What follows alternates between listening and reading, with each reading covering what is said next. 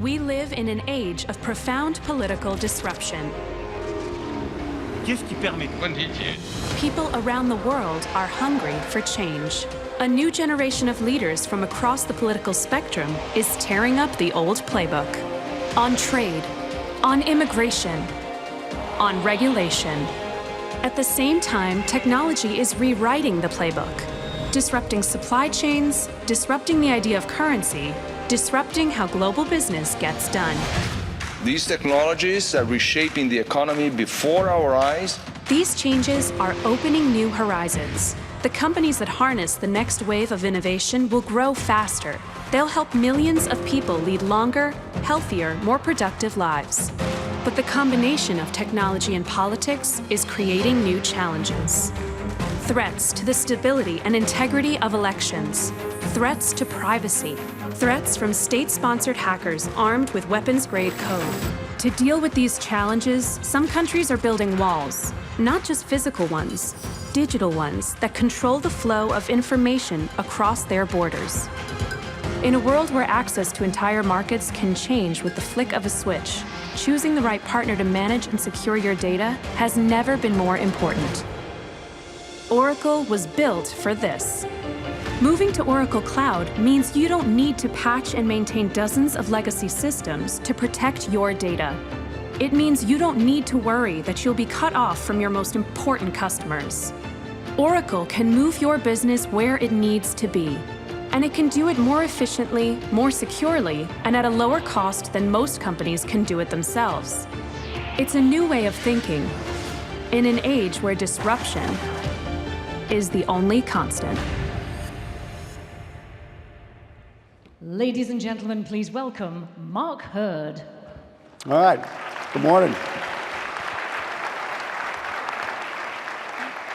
Good to see everybody, particularly this early on a Tuesday morning. Yeah, great. So we're going to try and get a lot done in a relatively short period of time, provided I can execute in the time windows that I've given. And let me try to put in context what we're going to try and cover. First, we're going to talk a little bit about the political and information technology industries, or the political environment in the information technology industry and where that intersects. And we'll have a guest that'll talk about that sort of in the big picture, and I'll talk a little bit about that in a second. We'll talk a little bit about the acceleration of the cloud. I think that's I don't want to say an old topic, but I think there's so much evidence now, but I'm going to capsulize it for you to show you just the acceleration of cloud adoption and do it for you, based on numbers. Then talk a little bit about what's next. Given that we've been through a lot of the beginnings of this transformation of the cloud, what happens next? Then we'll get joined by some real customers, as opposed to hearing it from me, hear it from folks that are really doing work in companies and how they're applying technology. And we'll have a mix of customers, both of incredible scale and also those that in some cases are just born in the cloud, started out in the cloud, really had no legacy environment. So hear from a mix of what you might think of as mid-market, newer generation companies, and also companies that are going through a major transformation. And then I'll have some new predictions. What I am going to do in the middle of this is show you some of the old predictions, and I think you'll find it interesting relative to what's transpired. So that's what I'm going to try to get done in the next hour. We'll see how well I do. The bad thing about this, bad thing or good thing, is there's going to be a lot of people coming up in a few videos, and so this is not the easiest thing. In addition, Dorian, I'm glad you're here. This is our Chief Legal Counsel. She's here to make sure I don't do anything wrong, which is added pressure. So I'm going to try and get all this done and get it done right in a 1 hour time frame. Okay, here we go. First, let me tell you a little bit about the first visitor that's going to join with us via satellite, and his name is Ian Bremmer. I was going to read Ian's bio for you, but instead of doing that, I don't think it does him justice. I've known Ian for a while, and Ian is probably, I don't know if probably is even the right word, the premier political scientist in the world today.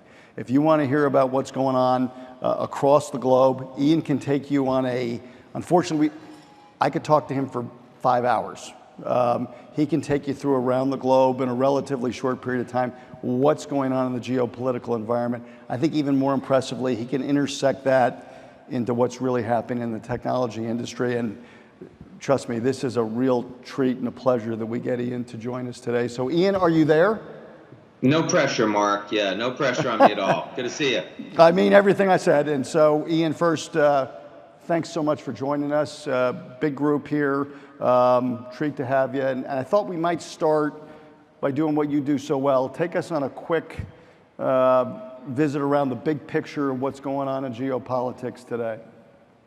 Well, you know, we're living in a world where the economy, fortunately, is doing pretty well, both here in the United States and globally, expecting almost 4% global growth this year, next year. But the geopolitics don't feel good. And I think there are two reasons for that.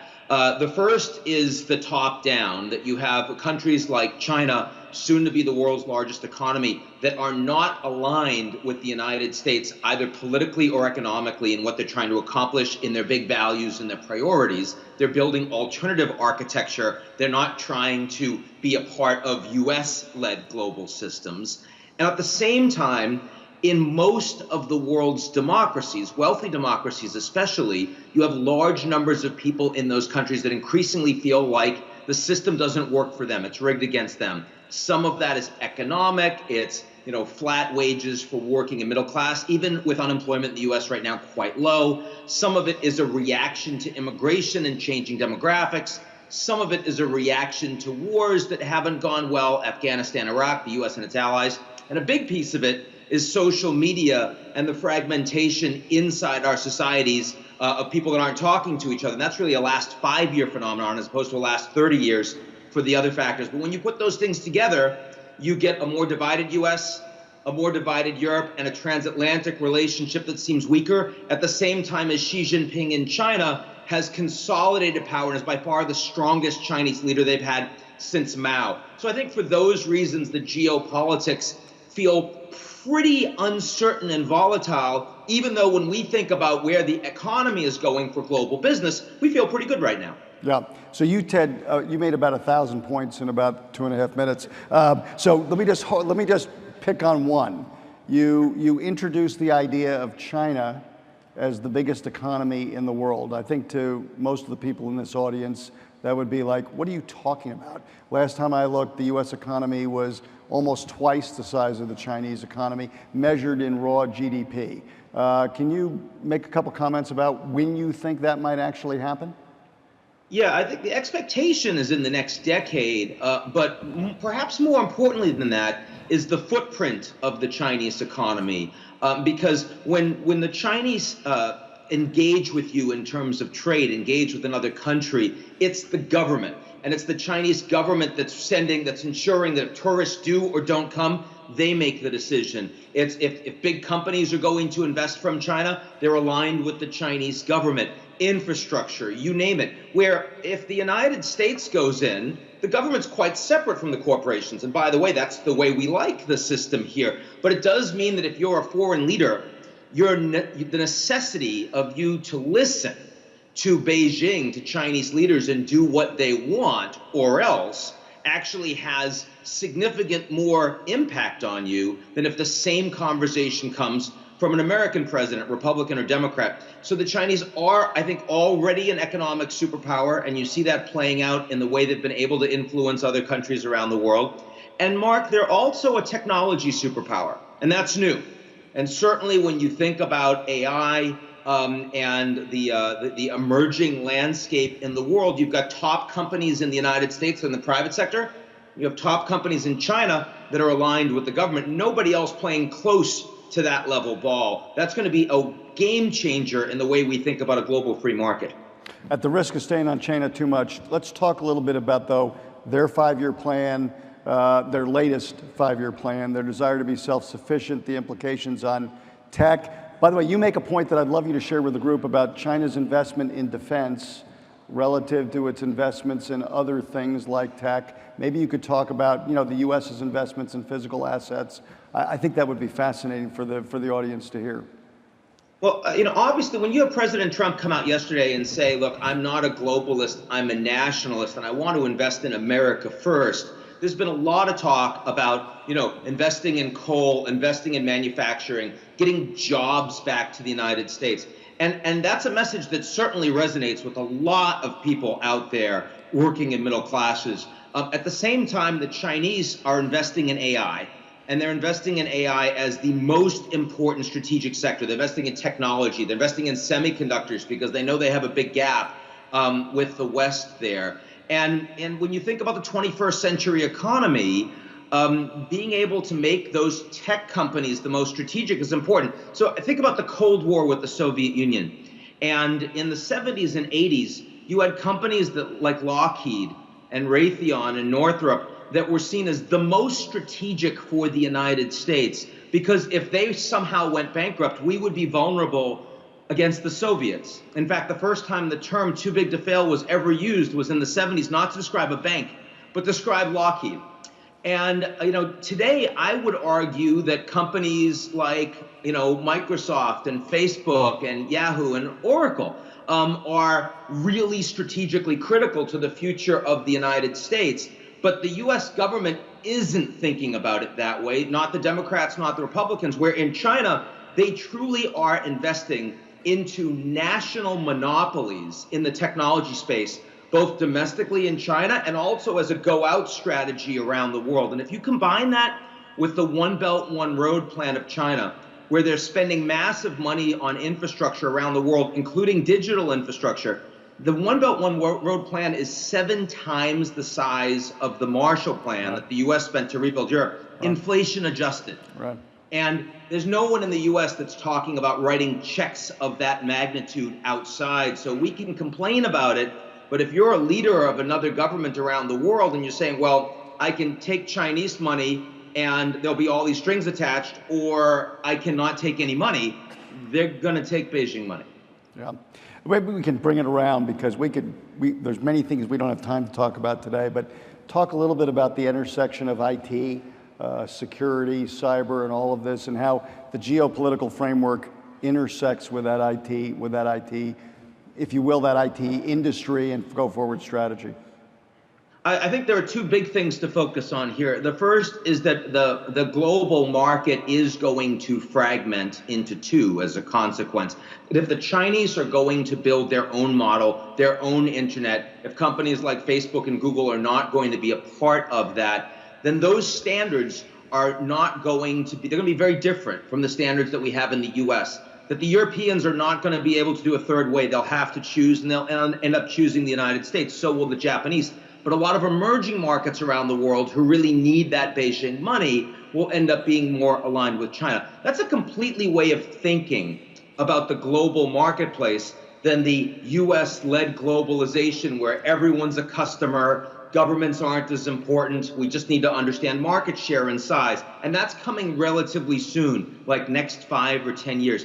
Second point is the ability of the Americans to come up with effective deterrence against IP theft, against cyber attacks, clearly is something we have not figured out yet. And if you look at the Russian attacks against Ukraine, the NotPetya attacks, as they're called, where 10% of all of Ukraine's computers were destroyed, country of 50 million people, but also big companies like Maersk and FedEx, were suffering hundreds of millions, some billions of dollars of damage because of knock-on implications of their computers that were infected in Ukraine and then hit the rest of the world. So much more investment needs to occur from Western corporations into, resilience, defense against these measures that governments, even the US government with all of our capabilities, will not be able to effectively address. Yeah.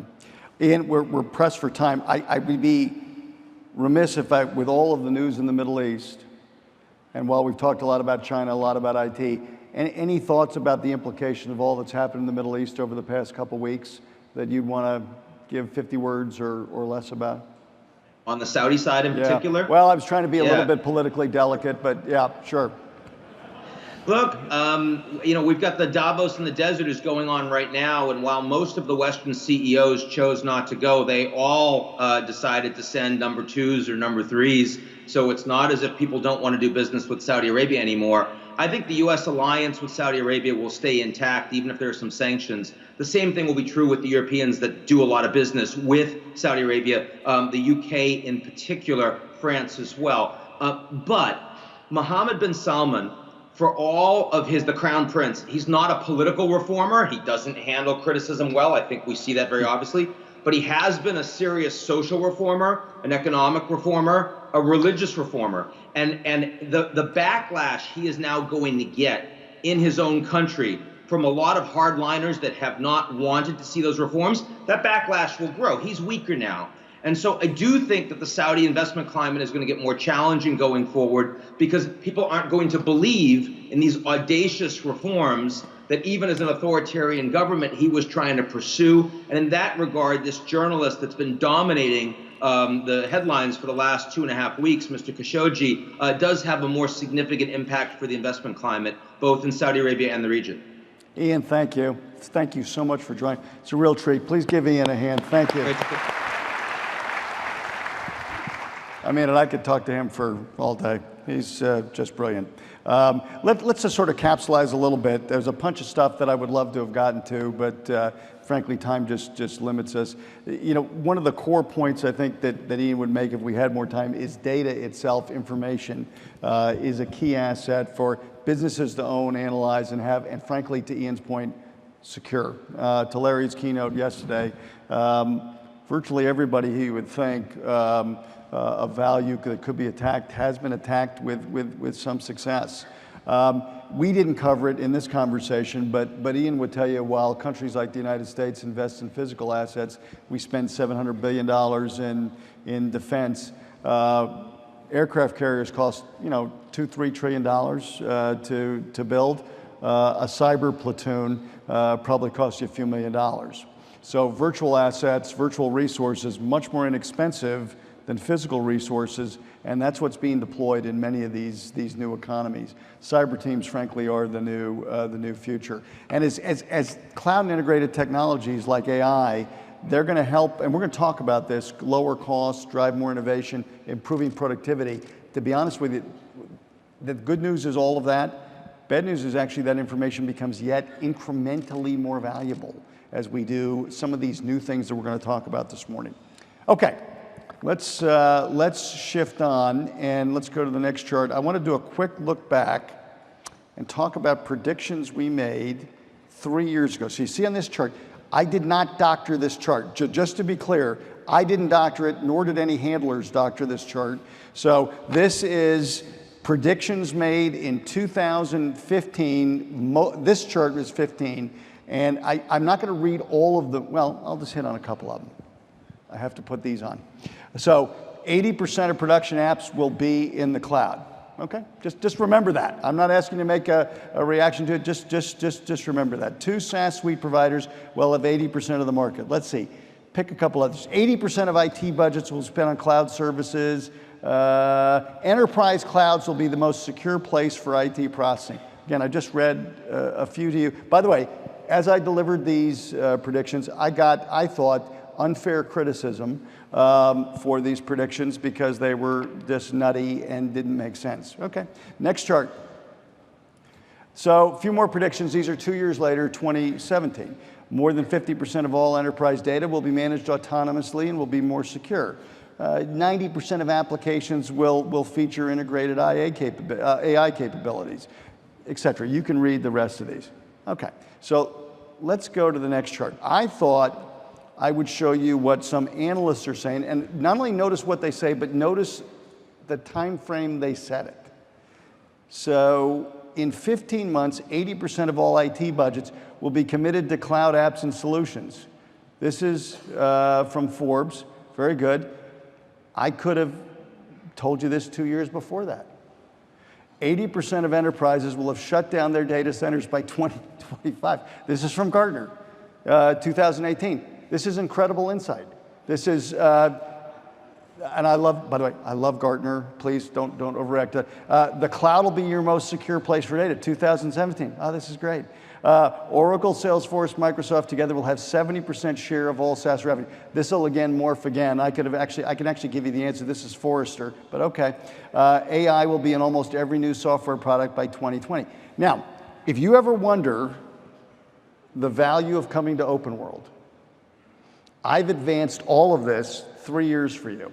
So you would not have to subscribe to any of this. You could just take my predictions and know. So when you see me make new predictions, you know now they're credible. Maybe not. By the way, this is also, I have members of the Oracle staff here. So you guys should realize the insight I give you guys on a daily basis. When you guys feel that way? Yeah, okay, very good. Tremendous head nodding in the front rows here. All right, let's keep pressing on. All right, so I think that the one thing you take, all jokes aside, is I don't think there's much of a debate that the cloud market is accelerating. It's moving faster than predicted. If anything I did, what you would see from some of those predictions from other people is some of them were in earlier timeframes than 2025. You saw a couple 2020s, a couple 2022s in that data, and I think that's right. I think that's right. What you see now, for example, just last year alone, 15% of the US corporate-owned data centers shut down. 15% fewer just in 1 year, and if you run that out and said it was just linear, then the prediction I made of 2025 would be off by something like 3, even 4 years in terms of the speed by which this happens. So cloud is accelerating. Of course, those data centers, to the point we've been making yesterday, they're shifting from companies and shifting to the core cloud providers in the marketplace. So it's not like data center space is literally declining, it's just shifting from corporations to the big providers. Cloud is core and it's foundational to modern business. So I thought I'd touch a little bit on what's next. So by no means is this cloud transformation, you're going to hear this from customers. Many customers are embarking on their transformation. They're partially through it, midway through it. And I don't want to minimize the amount of work still to get done, because there's a lot of work still to get done. But that said, you're going to start seeing a next generation of technology capabilities. So why don't we go to the next chart? And that really is going to be driven by AI. Now, just to be clear, we don't see AI as an independent solution. And there are many vendors that do. You see them out there talking and making advertisements, AI in the sky is the way to go. We see AI as a core feature that will get embedded into virtually every solution, every application.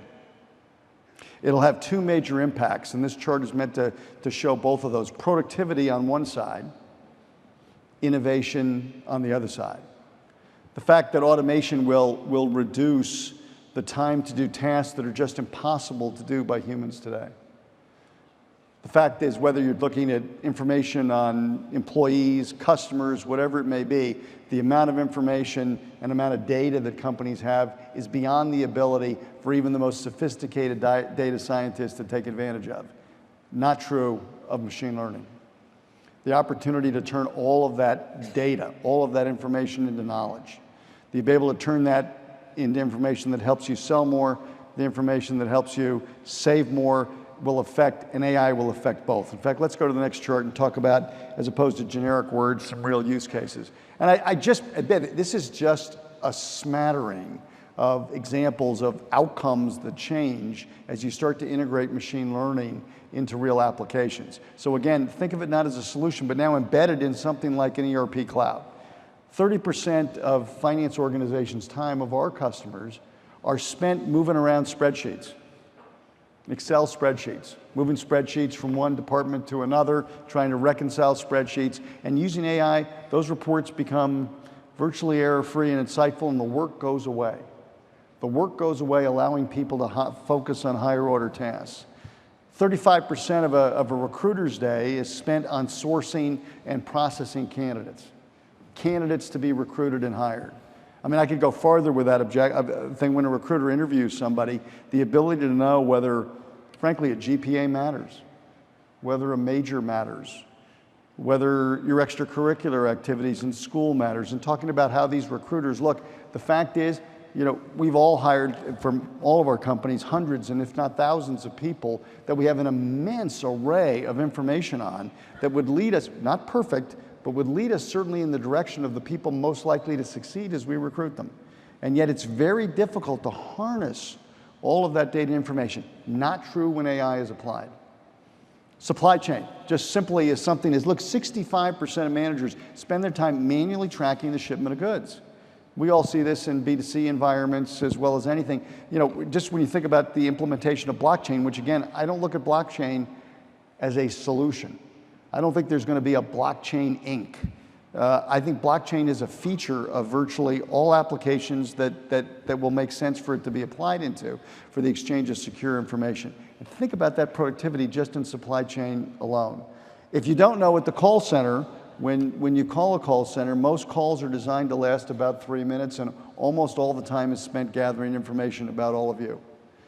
Hard to know who's calling, what they're calling about, and then if you know what they're calling about, how do I prescribe a way through that gives the most optimal conclusion? 60% of time is spent today doing all of that manual work as opposed to trying to be proactive in solving your problem. Frankly, almost all that goes away with AI and machine learning. So I only bring that up as a few business outcomes of the tremendous increase in both productivity on one side, saving money, innovation on the other side, opportunity for new processes supported by AI that's going to occur as we start to see digital assistants be integrated, chatbots being integrated with all of these applications that's occurring as we speak. All right, next chart. So essential insights, all the predictions, true might be a little bit strong. I might have been a little bit slow, as it turns out, as opposed to aggressive, but predictions were true. Customers are using cloud and technology, and now you're going to see a new era as we integrate AI into basically all of our applications as we move forward. Okay, let's shift a bit. Let's go to the next piece. We're going to start hearing from customers, and so what I thought I'd do is we'll do a mix of videos and people live here. And so with that, why don't we start with the first video where we hear from a couple of customers. Done a lot of acquisitions over the last 10 years. We are using a lot of systems that were built for a different time when we were a different business. We will go live with a full financial suite and a full supply chain suite of applications in the cloud. We actually wanted to start moving with Oracle Transportation first. It's already allowed us to consolidate freight across multiple of our business units. I think at the end of the day, the biggest thing is the ability to look at the organization more broadly as opposed to the siloed way that we see them today. Allows us better visibility to suppliers, better visibility to our customers, all of which have the ability to help drive cost out and ultimately help the bottom line.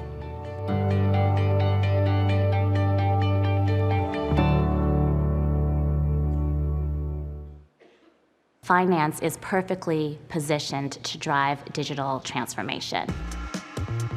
I absolutely believe that a big piece of finance of the future is going to be moving to more of that strategist role. Stitch Fix is a San Francisco-based company that's transforming the retail experience for our clients through a combination of data science and one-to-one personalization. The early foresight that the management team at Stitch Fix had to begin with a cloud-first strategy has really put us in a solid position for growth and scalability. I think where a lot of companies come in that are weighed down by legacy systems and processes, we're able to leapfrog. And not just leapfrog once, but leapfrog twice, because we have the support of partners like Oracle to make sure that they are doing everything they can to advance the technology so we can focus on the growth and scale of our business.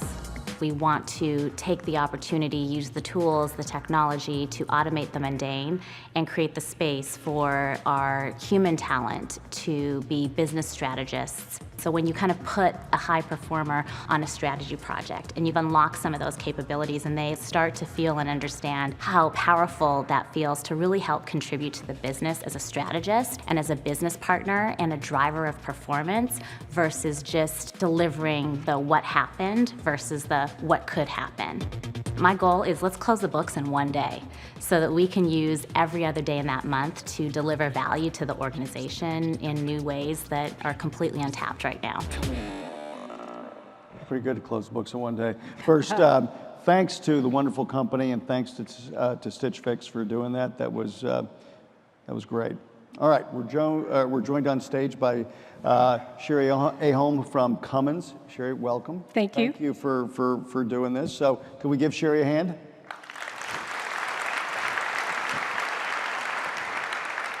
So maybe we start talking about Cummins. Cummins is a 100-year-old company. We talked about that. I asked earlier whether that was a good thing or a bad thing. A lot has changed from a regulatory perspective, alternative fuels. You've got new competitors. You've obviously got a big position in China, as Ian was talking about China. How's the company changed? What impact has that had on IT? Great. Great question. First of all, love the picture. That is actually one of our prototype electric vehicles, powered vehicles that we actually have. So awesome picture. That's our EOS vehicle. So love it. We unveiled that in Columbus, Indiana. How much might one of those cost? I don't actually know the answer to that. So, but I'm sure I could get you one if you wanted one. Yeah, I could drive around the neighborhood. I'd probably create. Sure, I could work on something there. So I think what's been fascinating is many people think of Cummins as a large industrial manufacturer who makes big engines and, of course, power generation units. So Oracle's one of our customers that we actually sell gensets to. But more importantly, what's happening is in the environment that's going on is we as a company care very deeply about what's happening in the regulatory and the environmental side as well, which maybe some people might think is odd for a fossil fuel diesel generation company. On the other hand, though, we pay very close attention to what's going on in the market. And regulations that are coming out about how to deal with emissions, particularly we're seeing a lot of advancement on this in China right now, where China's actually moved up considerably in the past 2 years. Their requirements on emissions are actually driving us to think very differently. California is a state that actually, even here in California, any of the ports, like the port in LA, has moved to not allowing fossil fuel vehicles into those locations. And we're also seeing the same thing happen in Europe, too. If you look at Paris, for example, they're beginning to look at putting regulation in that will not allow fossil fuel vehicles into Paris. So we're, as a 100-year-old company, we want to be here for the next 100 years. So it would be naive for us to say, we're going to stand on our laurels and just be a diesel, powered organization. So this is why you probably have seen a lot of the announcements we've been making lately about our investments, certainly on the electrified power space that we're into, and our work in the municipalities with bus, commercial bus, and putting in electrified power. We're also doing some other testing with alternative power sources as well. But what's fascinating on doing this is moving into this space has actually created some very unique opportunities for us as a company. And it's not just about us being a very heavy-duty manufacturing, industrial manufacturing. It's actually moved us into different places from a customer experience. And so when you look at that vehicle that's up there, or some of the other vehicles that we're into in actually doing the commercial vans that you'll see out there, like the Perlator, UPS, FedEx vans that are out there, what we've now are seeing with people is the environment and the ecosystems that they used to have to actually manage fossil fuel vehicles are not applicable to what you need when you're running in an electrified power space. And so customers are working with us now saying it's not just about selling us an electric vehicle, it's actually about changing and helping them understand what the ecosystem around that vehicle needs to be when it's in the environment with them. So what's fascinating is we're using data now off of these vehicles to help us tell those end customers how to more optimally route vehicles, how to help them understand driver behaving patterns on those vehicles. So from an IT side, it shifted from us being just a manufacturer with, an organization of lots of engineers into where IT has become a very pivotal part of the company and somewhat of the game changer stuff that we're starting to get into. Right. Sherry, how are we doing for you in terms of our key applications that you certainly are a big user of? Yeah, I think it's a great question. So one of the things that I care deeply about is when I joined the company, obviously we're a huge ERP environment, Oracle ERP. We have over 80 manufacturing plants around the world. One of the key things that I care deeply about is as we're going through this change about how data is so important and the way we use data to change the end experience for our customers, we need to rely on those ERP systems. So for us, I want the ERP, the HRM systems to work on a day in and day out basis, and I need them to be reliable. They need to be low cost, and they need to be always on the current version. And in our world, that's where we've taken on a lot of focus now of moving to the cloud solutions that Oracle has on our HRM. We're now in the path of experimenting what do we want to do for the finance. And then we're also beginning to think, what do we do on the ERP? Because ERP has probably been a little bit harder one, having so many manufacturing facilities.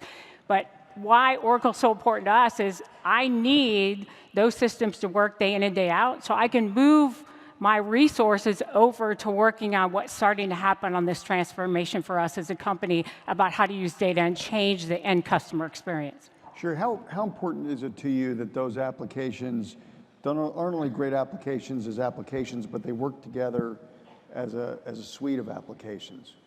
And that's critical, because you had some of that up there about the importance of AI and reducing that interface. The integration of those suites is really critical because it reduces the handoff and the interfacing that you have to do from a human touch perspective for us. So that's table stakes. As I told our board earlier this year, if I can't rely on the core infrastructure systems that run the company on a day in and day out basis to perform and be there, I can't invest in the new capabilities we need to do. And we use data out of those core systems to help us make decisions. So we're already using some of the information we do, pulling off the vehicle around quality to help us understand quality, but I want to use that information to actually change what's happening on the manufacturing line. Right. By the way, Cummins, while Sherry's leading IT, the CEO of Cummins is extremely, there isn't a deal we haven't done where Tom and I haven't talked about what's going on, what we're doing together. So you've got the blessing, I'll use it as a positive, of a very engaged CEO. We're coming back in February probably to talk to you again, so it'll be very get exciting. ready. That'll be very exciting. So why don't we close out? What's next in IT for Cummins? Where do you see this headed, given everything that we talked about? Yeah, so I want to add just one other part for you to realize that I think is important. As a 100-year-old company, one of the things that we have is many of our products, unlike many other companies that I work with, stay in market for a long time. Believe it or not, we have engines in the environment that are 50 years old. And we still do service and support on those engines.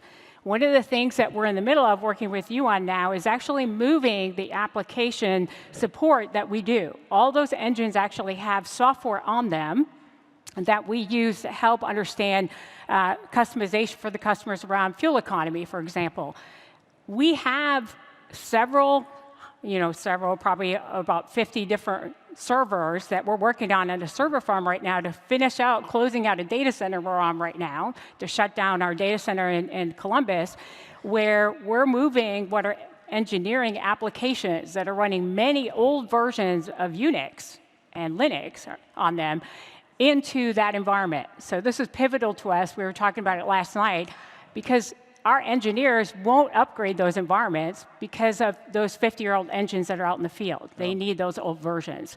So critically important for us to have. To wrap it up, where we're heading next, I think we see the value out of data, and we see the value out of cloud and the emergence of how we have those combinations to give us speed, Because as a manufacturing company, things historically for us would take years to get into market. This has moved us into a place where we can actually begin to move products into market way faster than a traditional manufacturing approach would. I'll end with anything more you need from us. What do you need from us over the next several years to help you? We need to continue on that journey of getting ERP is probably our biggest one that we need major help on to keep focused on actually doing that. And I want to capitalize on the AI capabilities to drive more self-service across the organization and eliminate some of what I think are some of the lower value jobs to move people to the higher value work. Yeah. Sherry, thanks so much. You bet. 100-year-old, very innovative company, Cummins Engine. Thank you. Thanks, Sherry. Thank you so much. Thank you. All right. We're going to see a couple of at least one other video here now from Ocean X. So let's listen to Ocean X.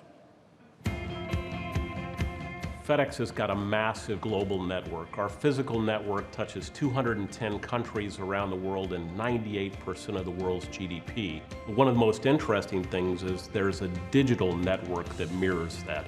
Everything that we do in the physical world, we have a digital twin that we keep track of in our systems to make sure that we know where those packages are. But what brought us here won't get us where we need to be. The dominant design has changed, and you need to focus and push ahead to a dominant design set of technologies, and in today's world, that's all cloud. At the end of the day, everything really comes back to people, whether it's our team or the teams that we tap into in our critical partnerships that we have with companies like Oracle. Our relationship with Oracle is probably at an all-time high right now. We've been strategic partners in focusing on how to make this transformation a reality, how to bring new capabilities in software and infrastructure and technology, and doing that through a lens of cooperation and collaboration. Look, it's important to understand that transformation can't wait. It's a critical initiative that you have to embark on, and it's going to take great partners to get you there. You can't go it alone. If you want to deliver the speed to value, reliability, and security that your business needs, start now. It's time to move. Most businesses are about products, but we're in the business of inspiring people. OceanX at heart is a subscription platform that enables CPGs and entrepreneurs to sell direct to consumer at their doorstep with a personalized experience. We have an end-to-end platform from e-commerce, fulfillment, customer care, and data and analytics. Storytelling is a big part of what we do. We inspire you to try another size, another flavor, another texture. That needs a lot of data. Hence Oracle, we're building databases. We know a lot about a person. We migrated the OceanX data and analytics platform of AWS into the Oracle Cloud Infrastructure and Oracle's Exadata Cloud Services. We gained a 30% improvement in our total cost of ownership, and we gained a 3x performance improvement. What this allows for the OceanX data and analytics teams are that they can focus on what is important for the platform rather than administering and maintaining the systems. So what's next? Using databases more intensively. There will be more AI used in the future. So we're combining external data, artificial data, and human interaction. That with the autonomous engine that Oracle is going to be providing for us in the future, the list is endless for us. We're in the business of creating these forever memberships. Why I feel good going to Oracle? As far as I'm concerned, Oracle Cloud Infrastructure has been a perfect run for us. Transition, perfect. We get more agility and we get lower cost, and that's important to me. Well, thank you. First, you probably noticed that OceanX wasn't the first video. It was actually from FedEx. That was Rob Carter, who's basically COO of FedEx, a great partner of ours. I blame all of that, my lack of introducing that properly, on the handlers who changed the video order on me without my knowledge, so it's not my fault. Okay? Just remember those predictions. I was right on those predictions. So thank you to FedEx, thank you to OceanX. Devendra, thank you for joining us. Please welcome Devendra. He is from Tetration, which is now part of Cisco. And so I thought maybe we'd start, Navindra, you just telling us, what is Tetration? What does Tetration do? Tetration is a cybersecurity play. We protect workloads and data in the cloud or on-premise. We watch all process activity inside these workloads. Workloads could be VMs, could be containers, could be bare metals, and even mainframes. So we watch which process calls which system calls. We look at all that information, which files did it access, what network activity was being done, take metadata out of that, stream it towards our analytics engine inside running on OCI in a SaaS environment. And then we actually use our innovative AI algorithms on top of it in real time, turn around, detect anomalies, detect breaches or anything of that sort, and then push enforcement rules straight to protect the workload. There's a great talk today at lunch right here, which will go deep into this whole topic around Tetration. Oh, this is great. You've turned it into advertising. Yes. No, that's Thank excellent. So now I know when Cisco bought you, Chuck was all excited. I remember him telling me about it, and your growth has been 200%. I'm going to give you another chance for a commercial. I mean, tell me about the growth of Tetration. Yes. We're growing about 200% quarter over quarter in SaaS. So but that's not year over year. That's yes, quarter over quarter. That's a good number. Yes, absolutely. Do you guys hear that in the front couple rows? Yes. Sorry, go ahead, Navindra. I'm just so it's a great platform, and we're like really passionate about this whole technology. And all those predictions you have, like AI really needs to be close to where the data is. I truly believe in that. Well, thank you. That's so kind of you. Thank you. Okay, so let's talk a little bit about what got us together in terms of Tetration. And you mentioned OCI, and now getting the workloads on OCI. Yes. So we always wanted to go on SaaS. So we first started off with the two largest public cloud providers. We're still on them. But the challenge that we were facing there was our cost structures were very high. Why were our cost structures high? Because we were getting about 5 to 10% CPU utilization on these clouds, mostly because we were blocked on I/O, trying to access the data, all this ingest coming in. Reasons for that, again, a bit more technical, is we don't control placement of our VMs on these large cloud providers. So we could have noisy neighbors. We could be placed on places where the data is not locally resident. It's located somewhere else. There's traversal through the network, and so on and so forth. So long story short, OCI came along. We thought, OK, let's explore this. And we ported our software on top of OCI. And once we started running it, I was first surprised. I asked my engineering team, the guys working with me, are we running all our tests right? Because we were seeing 75% utilization and 60 times. It's not like 60%, it's 60 times. That's 6,000% performance improvements over standard our other cloud offerings, which we had. So then we actually consolidated ourselves on top of OCI and pass these cost savings on to our customers. And it also gave us new opportunities, business opportunities, because now we could start selling our software to small, medium businesses, commercial businesses, where the cost structures were too high for them with the previous model. So it actually opened up a whole bunch of opportunities for us. So things have changed. Oh, absolutely, OCI. Yes. So to the benefit. What are the important things when you talked about, quote unquote, other cloud providers? Very thoughtful about the way you did that. When you look at those other cloud providers and you look at OCI, what's important in terms of differentiation? You mentioned cost as one. Anything else that there were other things like we don't have noisy neighbors in OCI. We haven't experienced it yet because we essentially take the whole bare metal offering and put our own image on top of it. And we orchestrate every VM and container right in our offering and keep things co-resident with each other. So we can guarantee SLAs to our customers. In this whole security business, just think of it, if we go and tell our customers, oops, we couldn't prevent that breach because we had a noisy neighbor, it doesn't fly. That's an SLA you can't stand behind for your customers, and this is why really OCI helped it. You used noisy neighbor multiple times. Maybe explain to the audience what a noisy neighbor is in a cloud environment. So say I'm a tenant running on the shared infrastructure from a cloud provider. The cloud provider tries to pack as many assets on top of the same physical fabric or computers, and a new tenant comes in.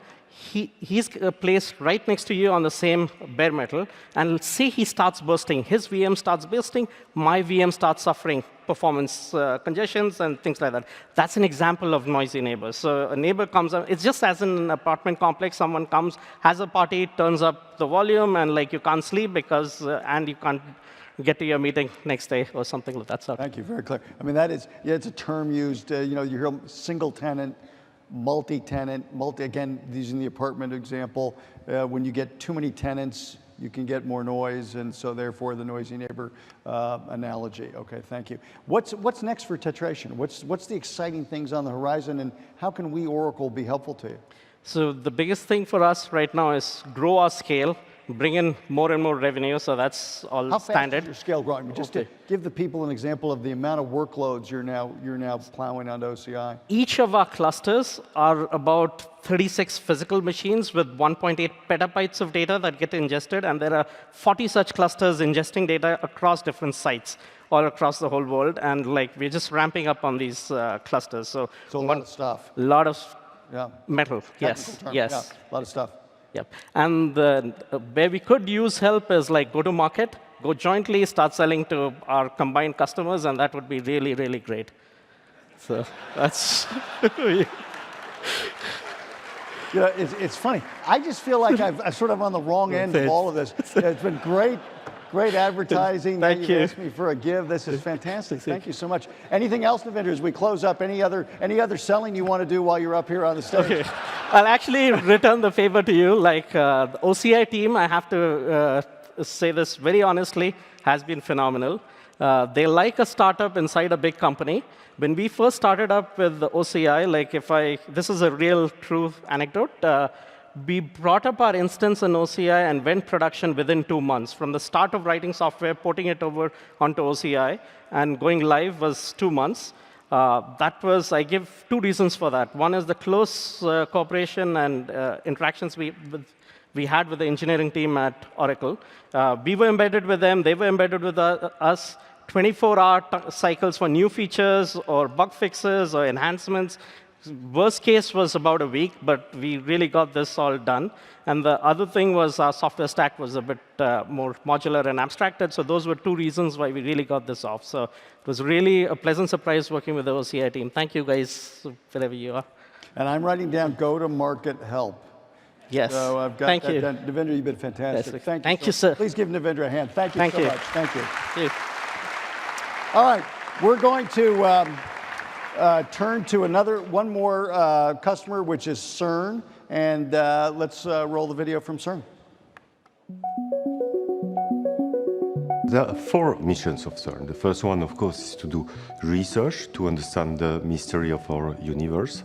For supporting this research needs technology, accelerator technologies, detector technologies, and information technology. Because of the extreme needs of the physicists doing the research, we also need to have extreme IT to support all different aspects of IT, from storage to network to database and other technologies.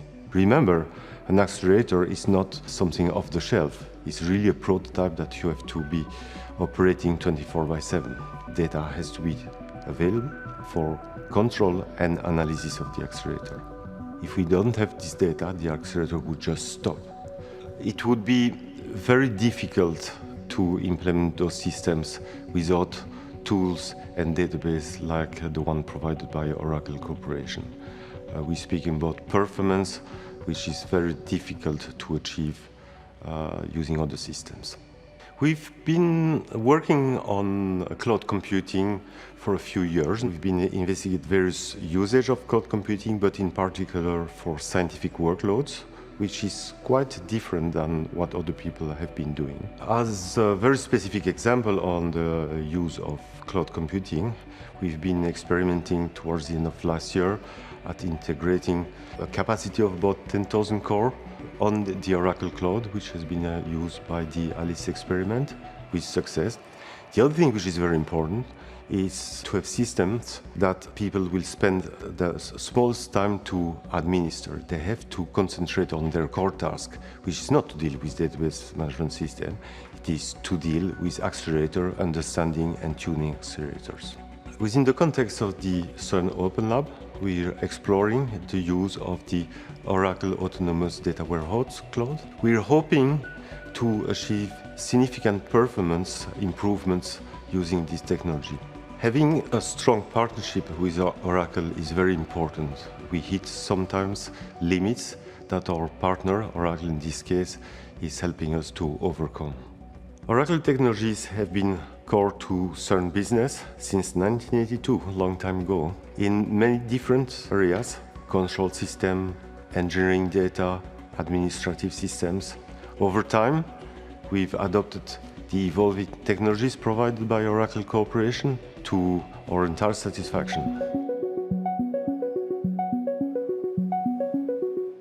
All right, thank you to CERN. I'm joined on the stage by Thaddeus Arroyo. Thaddeus is CEO of AT&T Business. Thanks for joining us. I was thinking about it. How long ago did we probably, 13, 14 years ago? Probably At least, right? Yeah. Back when I was still a CIO. You were CIO at Singular. That's right. Back in Atlanta years and years ago. Right. And Thaddeus has really risen up through the ranks of AT&T to frankly be one of the most senior people in the entire company. And I thought maybe, Thaddeus, you'd start by just talking to us about the new AT&T. AT&T's been in the news in a big way over the past couple of years, and you tell us what the company's focused on today. Sure, maybe I'll provide a fine point as well as what we do at AT&T Business, and also was something Mark and I always talk a lot about, and how after so many years, neither one of us has aged a bit, and so and hopefully we'll continue with that with our future success. Very nice but no, AT&T is obviously evolving into a modern media company, and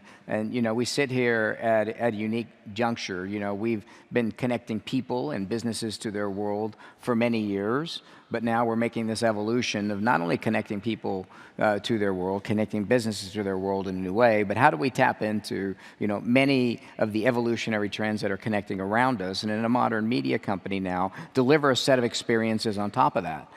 A set of modern entertainment experiences as we marry together premier content now with great network experience in terms of how we deliver that. But we do the same thing now when you look at, you know, what we do for businesses and the evolution now of what it means for us to serve a business as they move and tap into these modern digital ecosystems, much of what we're talking about today. So when I look at AT&T Business, you know, we serve 3 million customers today across 200 countries. We're a company on a standalone basis comparable in scale from a revenue perspective of where an Oracle would stand. But you look at, in terms of when I say accelerating the predictions that you're making, a big part of what we do now is we create this transformation capability in creating a pathway. I want to be very clear. It's not in what it connects to on the end. That's where Oracle comes in, and where we create and we allow people to tap in and consume these set of digital capabilities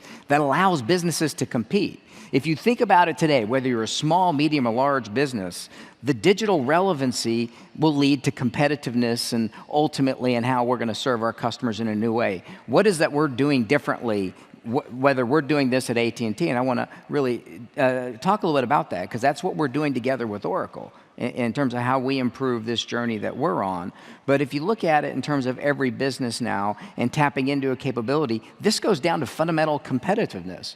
And the speed with which we do this is we move into a world from building things, and my background is leading technology organizations, and we move to a world of consuming and innovating on top of that. The pathways that we need and the capabilities are evolving at a new pace. And so if we think about this evolution and what we see across every business, and that is this adoption of a set of new capabilities that allows them to engage their customers in a new way and engage them in a digital way and meet a set of expectations that is not just something that allows us to meet and a bar in our industry, but deliver a best-in-class experience comparable to the best-in-class they experience as a consumer or as a business. The other important element then, if you think about this evolution that we're on, is we allow them to move with new speed and agility, because the work that we do together with Oracle allows us to pre-configure and connect things in a way that lets you tap into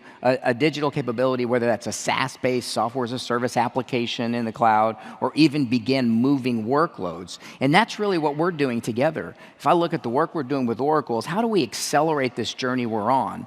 We've moved about 80% of our applications now into the cloud, and we've done this in multiple mechanisms. But this next phase of the journey is how we go and tackle the thousands of very complex stateful databases and now move them into the cloud environment. And that's what we're really doing together. We've moved from this transactional model into a much more strategic pathway. We've bonded the networks together, the same services that we can offer customers that allow them now just to take their secure private networks and tap them into these extended now digital services.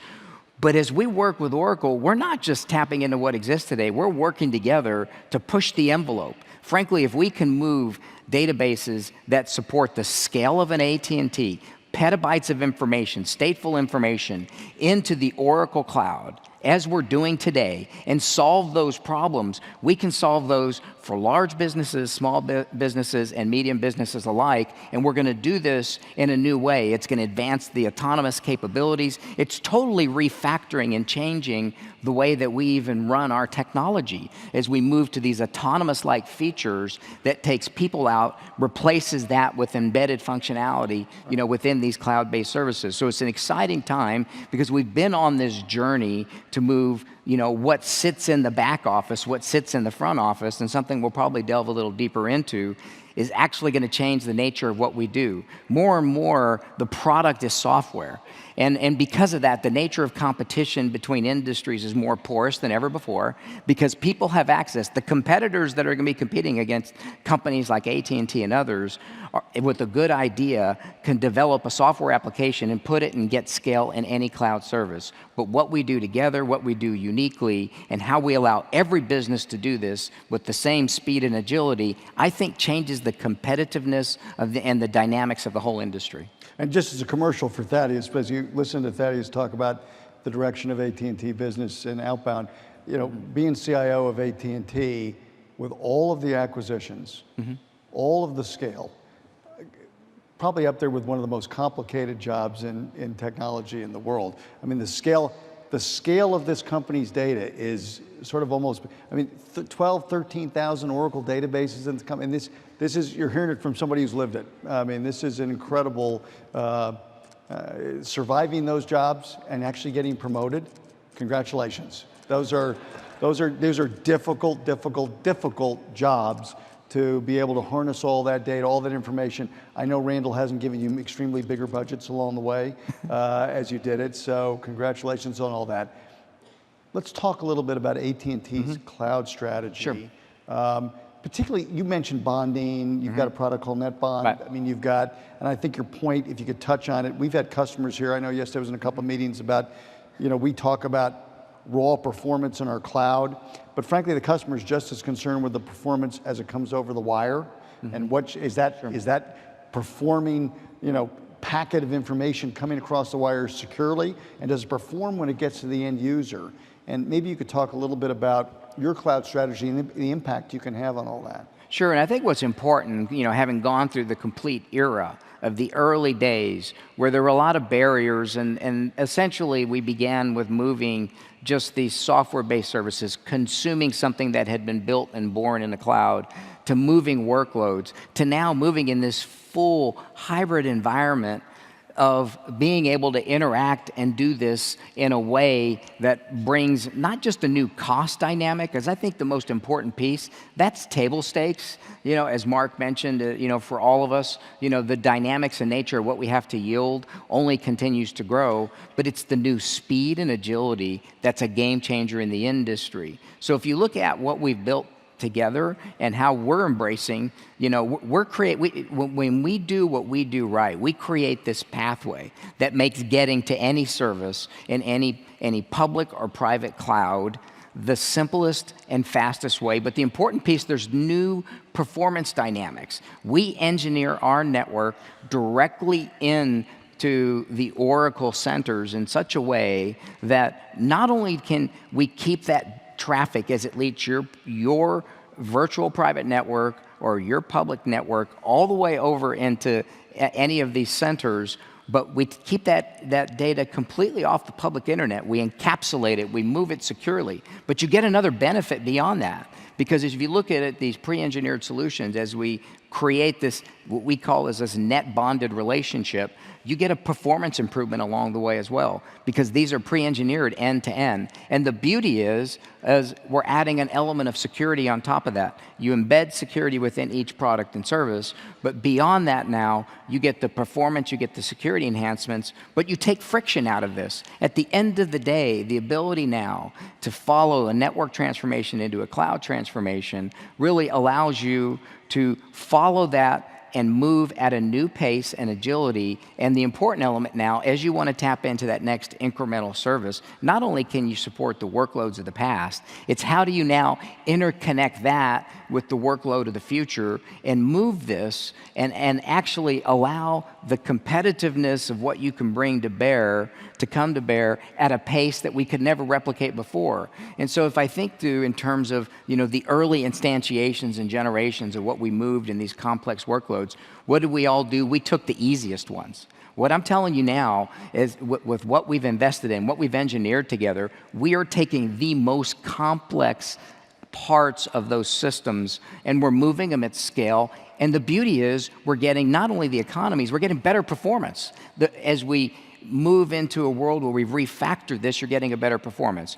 But it doesn't just stop with what we're doing. I'm not just talking now about the traditional, information technology applications. We're on a journey as a company to move our entire network into the cloud. So if you look at the nature and the core of what we do, whether it's the future wireless network, it's what we do in the physical connections, 75% of our network will be software-based by 2020. We exited last year with 55% of it. This is the reality. This is the new normal. Disruption's the new normal, but ultimately what we're doing is we're disrupting ourselves as we create this next generation of capabilities, and then we take it a step really further than that, because if you look at what we've done, the nature of how we connect businesses now, the network is actually virtual. And so what we've done is we've created a set of services that allows us now to connect an enterprise in a new way, allows Oracle to create, think about it as virtual network functions that can now sit at the edge of the network and together deliver this edge-to-edge intelligence.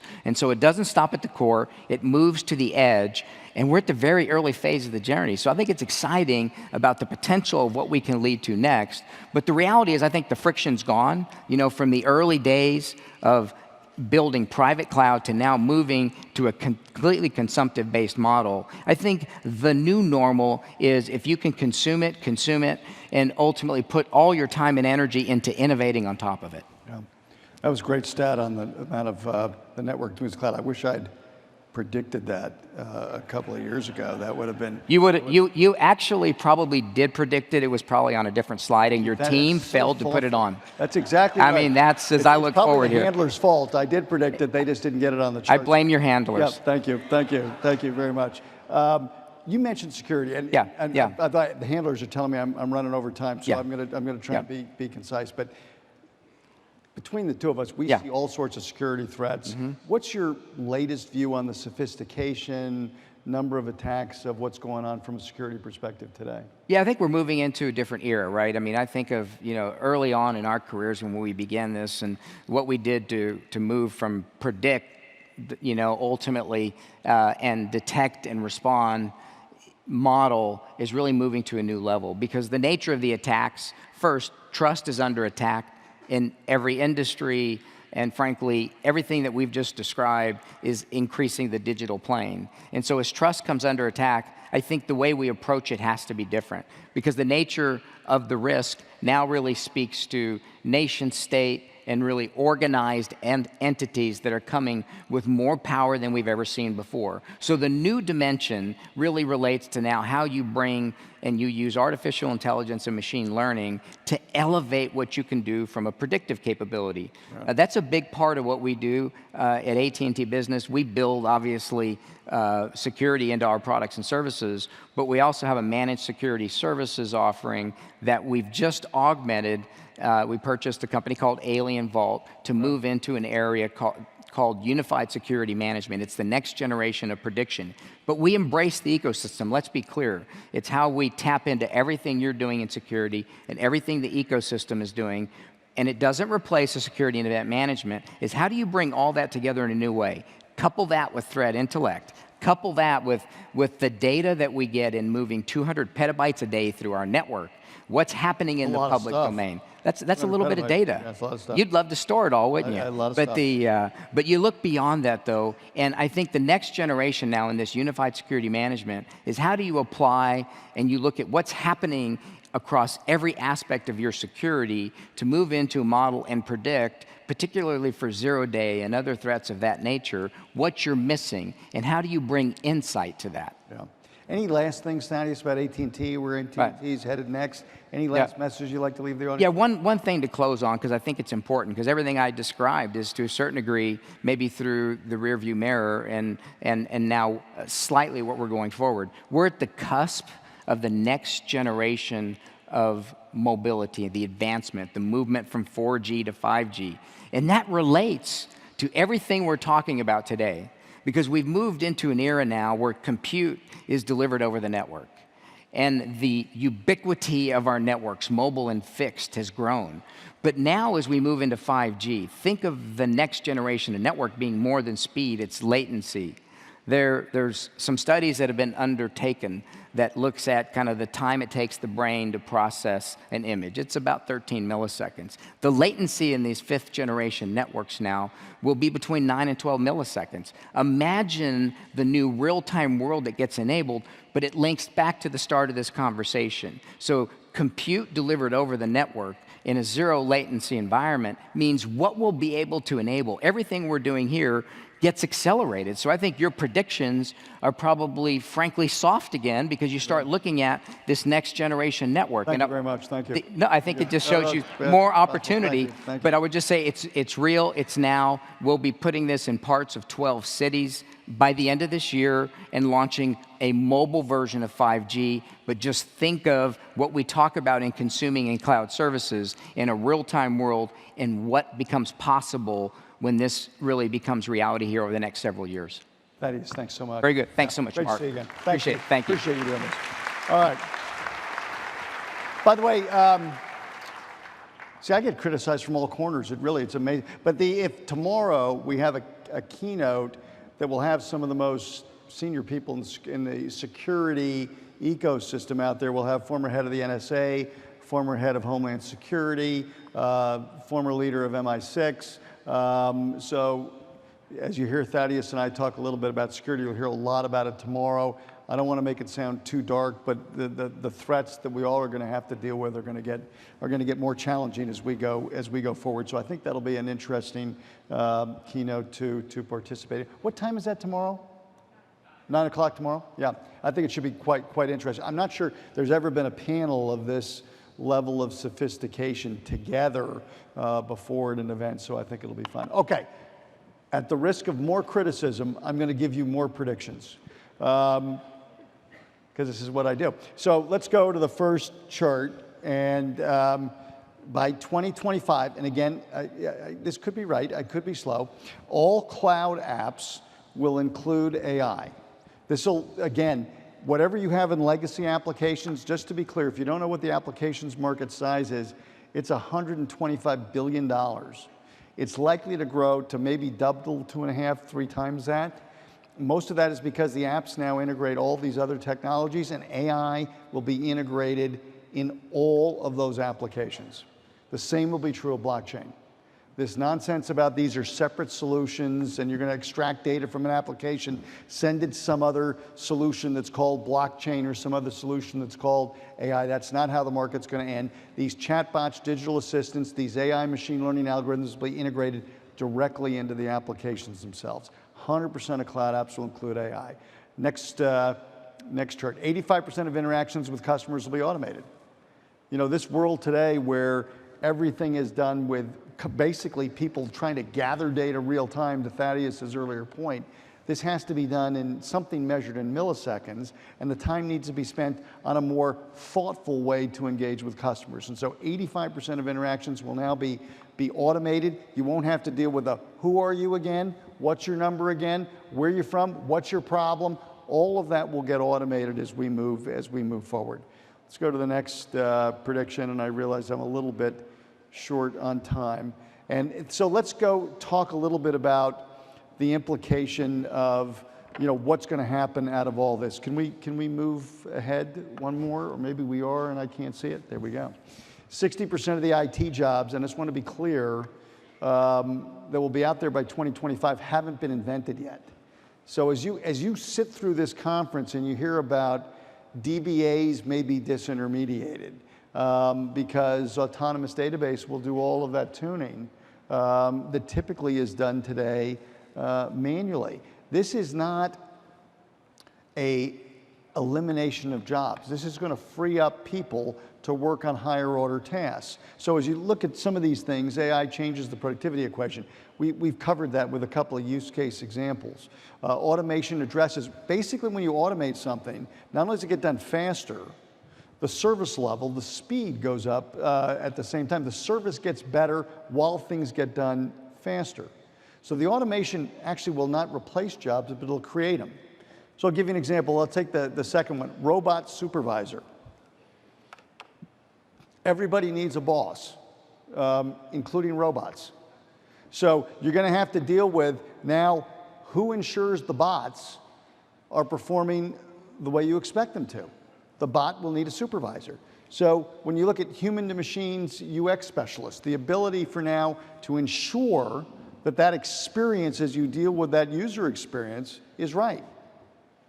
And I'll just pick another one, AI-assisted healthcare technicians. You're going to see more and more as the Internet of Things evolves and you automate many of these healthcare devices, someone's got to ensure that there's assistance that those things are working properly. These jobs have not been created, and frankly, they're just beginning to be imagined, but it requires a freeing up of basically people to be able to apply to these jobs. So most of these jobs in IT, majority of the jobs in IT, by the time you get out to 2025, they haven't been invented yet.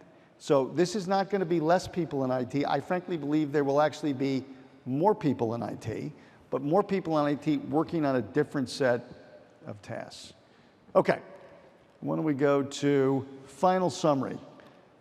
And I did this, believe it or not, they have a buffer amount of time for me, and I've got 55 seconds to close this up. First, cloud is irrefutable, it's foundational. I think if there's anything you've heard this morning is that this is no longer a debate.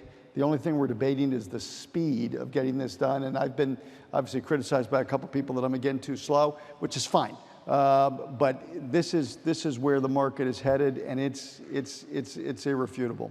Next in cloud will be the accelerated productivity innovation. This is AI and other technologies that will be integrated as features into all of these applications. Frankly, as you heard yesterday, the autonomous database software, which we didn't talk as much about today, we implied a bit about it. We've never had a database offering that's had so many business outcomes associated with it. And just to recap, and Larry touched on this a bit yesterday, but I think it's worth, although I've hit zero, I'm going to roll over about 30 seconds here.